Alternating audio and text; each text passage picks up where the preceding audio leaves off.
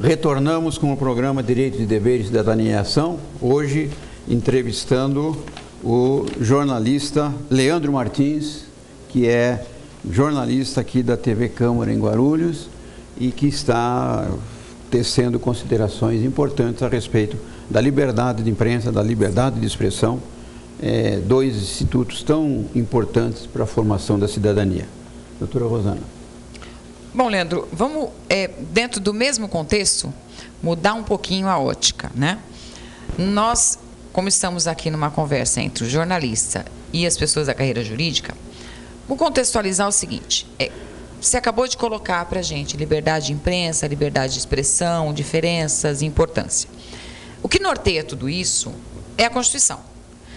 Esta mesma Constituição que garante essa liberdade de expressão, né, essa liberdade de pensamento, é a mesma Constituição que talvez tenha que controlar isso.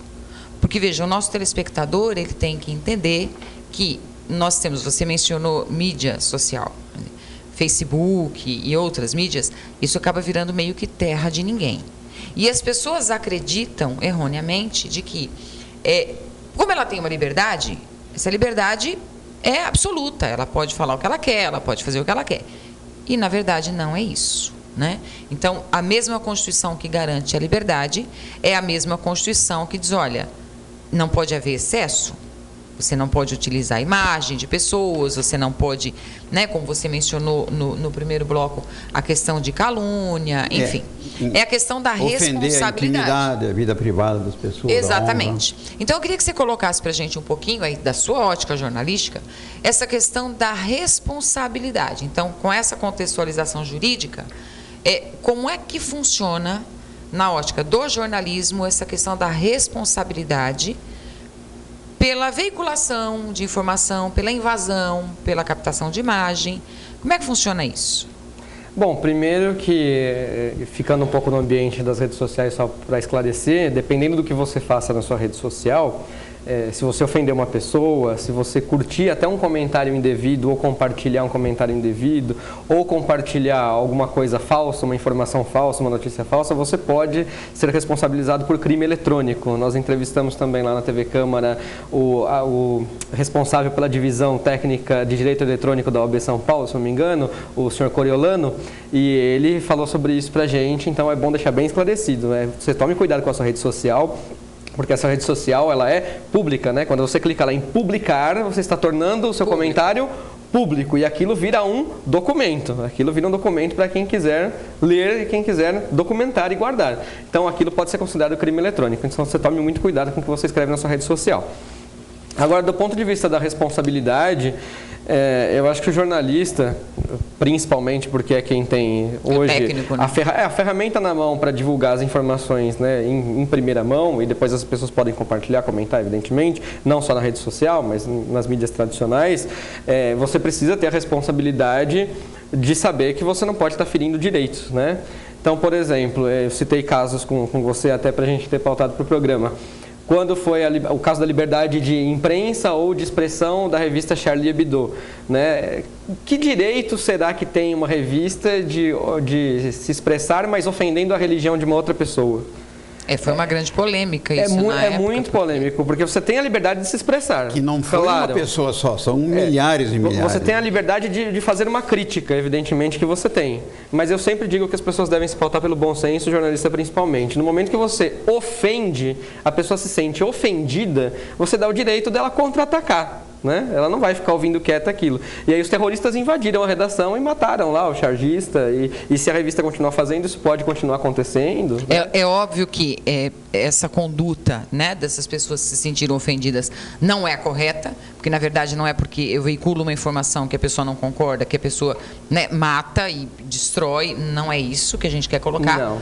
Mas assim, a responsabilidade, a pessoa saber que ela precisa olhar ao redor, quer dizer, eu tenho aí o evangélico, o católico, enfim, as mais variadas denominações, e um precisa respeitar o outro. Não é porque você é o jornalista que você fala, não, eu não concordo com tal religião e sai ofendendo as pessoas. Isso. E todos os evangélicos são uma porcaria, todos os católicos são horríveis, e não, você não pode fazer um negócio lógico, desse. Cada um. A religião muçulmana, se eu não me engano, diz que você não pode, não existe a figura de Maomé pintada, fotografada, desenhada, representada. E foi o que a revista fez, né? E em charge, você entra, é claro, a gente não está falando sobre uma lei, está falando sobre uma religião, mas para muita gente a religião é mais importante do que a lei até. Então como é que você vai entrar nisso, né? Nessa seara? É mexer em vespeiro. Depois você dá motivo para que as pessoas possam contra-atacar. E ainda você está lidando com extremistas. O terrorista invadiu, matou, e você vai falar o quê? Limite não tem limite. Justifica um crime? Evidentemente que não. Mas justifica também a revista ter publicado charges e publicar charges desse cunho? Isso você tem a gente ponto tem e que levar um debate. Você tem um direito, né, um violado, um ameaçado. Fora a vantagem econômica que essa revista teve com o episódio. Sim. Porque o número de edições extras que foram feitas, inclusive edições chamadas de históricas, né? Os brasileiros foram na França comprar revista, ou mandaram via revista, quer dizer, foi assim, um proveito econômico levado por uma brincadeira de mau gosto, por assim dizer, né? E que teve reflexo na vida de várias pessoas. Exatamente. Eu digo que falta as pessoas, para quem faz esse tipo de coisa, claro, não é todo mundo, mas falta a parte do bom senso. Isso é uma parte de extremo bom senso, que se você tiver, você não vai publicar. E uma coisa que eu digo, olha, não sou partidário de religião nenhuma, mas digo, falta amor aos corações, porque uma pessoa que tem amor no coração, que se preocupa em fazer o bem, né, pro seu próximo, se preocupa em ajudar as pessoas, ajudar os animais, você não vai estar preocupado em criticar a religião do outro, ter notoriedade, em ofender, em busca de uma audiência, de um retorno econômico. Não, você não vai estar preocupado com isso. Leandro, você colocou aqui para a gente também algumas questões relacionadas ao jornalismo investigativo. Também da ótica do jornalismo investigativo, como é que fica essa questão da responsabilidade? Também de ir atrás da vida dos outros, divulgar a vida dos outros, a intimidade, até onde a intimidade, a minha intimidade interessa para um canal, por exemplo? Então, essa é uma ótima questão para a gente trabalhar. Primeiro, o jornalismo investigativo de denúncia, que eu acho que é o mais importante, né? O de denúncia, a gente conversa muito isso dentro do jornalismo, qual seria a melhor forma da gente conseguir trazer a denúncia a público. Às vezes você tem acesso a documentos, ótimo, maravilha, que bom, são provas, você publica. E às vezes você tem que usar de câmera escondida, ou de se passar por um personagem, isso é muito questionado na faculdade. Vale a pena eu me disfarçar de uma pessoa que eu não sou para eu conseguir uma informação e levar a público? Sabendo que se eu me apresentasse como jornalista, a pessoa nunca iria contar o que ela sabe para mim, ou para flagrar um caso de propina e tal.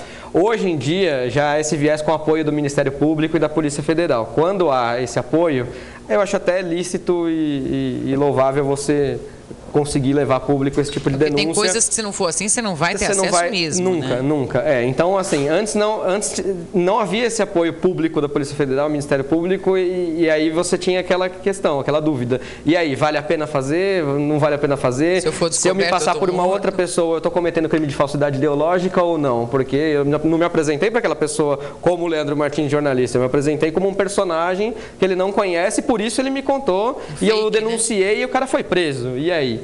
Eu cometi falsidade ideológica ou não? Então, hoje já há apoio de Polícia Federal, há apoio de Ministério Público para que essas questões, esse tipo de denúncia seja trazido à tona, né? Então, quando há interesse nessa investigação, sim. Então, o jornalismo investigativo de denúncia, ele é muito importante e ele tem que ser feito. Não é a vida pessoal das pessoas que deve ser... Pessoal das pessoas é ótimo, mas a vida pessoal do indivíduo que deve ser exposta. Mas sim a vida pública, principalmente quando a gente fala de político, de artista. Se o artista cometeu um crime, ele bateu em alguém no carro, por exemplo, e a pessoa morreu, ele pode ter cometido um crime, ou doloso ou sem dolo, mas é isso que a gente tem que noticiar. Não se o cara estava com 5 travestis no carro, ou se ele tinha ido no motel na noite seguinte. Porque isso não vem ao caso. Isso não importa. Não é isso que importa. Agora, se ele está alcoolizado, importa. Se ele estava dirigindo alcoolizado, ok. Ele foi no bar e bebeu 5 doses de uísque, ok. Isso eu vou ter que noticiar, porque é uma informação válida. Então, é a vida pública das pessoas que importa para a imprensa, né? Do que a gente deve noticiar. Mas há quem faz o jornalismo, entre aspas, e eu não considero jornalismo, mas há gente que sim, o jornalismo de fofoca, né? Que é a famosa editoria de fofoca, que você leva aí a vida pessoal de artistas, por exemplo, à exposição. Isso aí você tem o paparazzi, ele está inserido nesse contexto da fofoca? Nesse contexto da fofoca. Nós tivemos, assim, historicamente, o caso da Lady Diana, que, né, segundo foi noticiado também, a atuação dos paparazzi foi determinante para o acidente, enfim. Como é que fica esse pessoal que corre atrás das pessoas? Tudo isso não é para trazer informação, é para trazer a vida, a fofoca. Porque assim, eu parto do seguinte princípio: se há esse tipo de mídia, há quem consome. Há público que consome. O ser humano é curioso. Então, há público consumidor. Por natureza. Então, se há público consumidor para determinada mercadoria, eu vou produzir determinada mercadoria porque eu sei que eu vou vender. Que é mercadoria. Então, é mercadoria. Há público consumidor. Então, um programa como, por exemplo, o da Sônia Abrão, que tem esse viés, ele tem público consumidor. A pessoa liga lá para ver justamente isso. Certamente tem patrocinador. E ela quer saber quem está namorando quem está pegando quem está saindo com quem está traindo quem. A pessoa tem curiosidade. Agora, o que você tem que perguntar é, o patrocinador, será que eu tenho interesse em vincular uma marca minha a um programa como esse? Será que eu como emissora de televisão, tenho interesse em fazer um programa como esse para a minha imagem da minha emissora de televisão? É isso que a gente questiona no meio jornalístico. Muita gente não considera jornalismo, eu não considero, e eu jamais faria e jamais pagaria alguém para fazer. E essa pessoa que paga alguém para fazer, com certeza tem um retorno em cima. E ela está pensando na cifra e não no bem ou mal que ela está fazendo a outra pessoa. Aí tem certo? uma contradição também, né? Porque o personagem, a pessoa pública, ela precisa da imprensa para se manter pública. Também tem isso. E aí, quando a imprensa divulga alguma coisa que a desabone, aí ela acha que está sendo atingida no seu direito de imagem. Na verdade, aí existe um pouquinho de hipocrisia nisso aí também, né? Existe, mas e há várias vertentes. Tem um caso muito curioso que eu vou te contar sobre isso. Um é o do Marcelo Adnet, por exemplo, que foi flagrado beijando uma outra pessoa, né, que não é a esposa dele, que é a Dani Calabresa. E, enfim, o que aconteceu? Ele estava na rua, né, e pela lei de imprensa, toda imagem que a gente toma da rua ela é pública. Então você, como pessoa pública e celebridade, se você vai fazer alguma besteira, digamos assim, alguma coisa errada... Inclusive de um menor? Não faça na rua. Não, de menor não pode. De menor não pode. Pode divulgar sem identificar. Sem identificar. O menor ele pode ser divulgado. Porque se ele estiver cometendo um crime e você flagrar... sem nominar, e você coloca normalmente uma tarja preta na cara. E aí, né? O Estatuto da Criança e do Adolescente é o que protege, justamente. Mas assim, se você flagrar ele cometendo um crime, você precisa divulgar. Inclusive para as pessoas terem acesso à informação. Né? Mas, por exemplo, isso do Adnet é um jornalismo de fofoca. Mas ok, ele estava na rua. Ele beijou a outra moça na rua. E aí uma pessoa que estava lá com uma câmera fotográfica fez a foto dele na rua. A imagem dele é pública. Se ele estiver na praia, numa praia de nudismo, e a pessoa fotografar ele nu, ele está publicamente exposto. Ele está na praia. Isso aconteceu com aquela lá na Espanha, esqueci o nome dela. Foi casada até com o Ronaldinho, que estava na praia. Não me lembro, mas... Aquela do olhão verde, esqueci, não lembro. A Daniela Scarelli, que sobraram aqui. Isso mesmo. Então, outra coisa é assim, a Daniela Scarelli está tomando sol na casa dela, no quintal da casa dela de biquíni. E você vai... E a casa dela é térrea.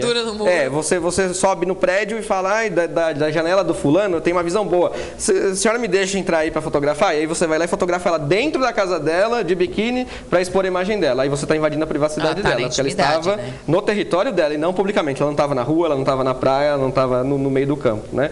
Então, isso é uma coisa. E esse tipo de imagem, com certeza o Adnet não queria que fosse divulgado, porque a repercussão foi muito, muito negativa em cima dele, e aí também fez uma imagem de vilão, e às vezes muita gente comete erros e as pessoas se esquecem disso. Aí todo mundo aponta o dedo, não, porque ele trai, porque a mulher é chifruda, porque isso. E muita gente já fez besteira, e tenho certeza que muita gente que fez esse comentário já fez isso também. Não tenho absoluta certeza. Moral, e como o Clóvis colocou, para ele foi um momento a mais de fama, né? Talvez o nome dele tenha sido mencionado mais vezes durante esse período. Eu, sinceramente, não vi a reportagem. Mas, assim, talvez tenha sido até vantajoso por um outro lado. Mas eu entendo assim, com certeza ele não deve ter gostado dessa, porque foi uma exposição muito negativa. Agora, conheço um caso, não vou citar o nome, mas de uma artista, eu não sei se participou de um desses programas de reality show, e ela já estava sendo meio esquecida, e ela inventou de andar nua em cima de um cavalo na fazenda. Para chamar atenção, né? Sem autorização do cavalo. Sem autorização do cavalo. E aí disse para um ou outro fotógrafo para que ele pudesse vir e fazer uma imagem, né, como se fosse vazada, e colocar essa imagem no ar como se fosse sem autorização, né? Mas para ela queria que isso acontecesse e isso foi muito legal para o nome dela. Para ela isso estava ótimo, né? Foi uma exposição ótima. Como aconteceu com a Geise Arruda, por exemplo. Ela dá graças a Deus até hoje quem gravou aquele vídeo na faculdade. Foi graças a isso que ela fez o nome. Isso. É uma pena, né, Clóvis? Porque é bom, acaba logo.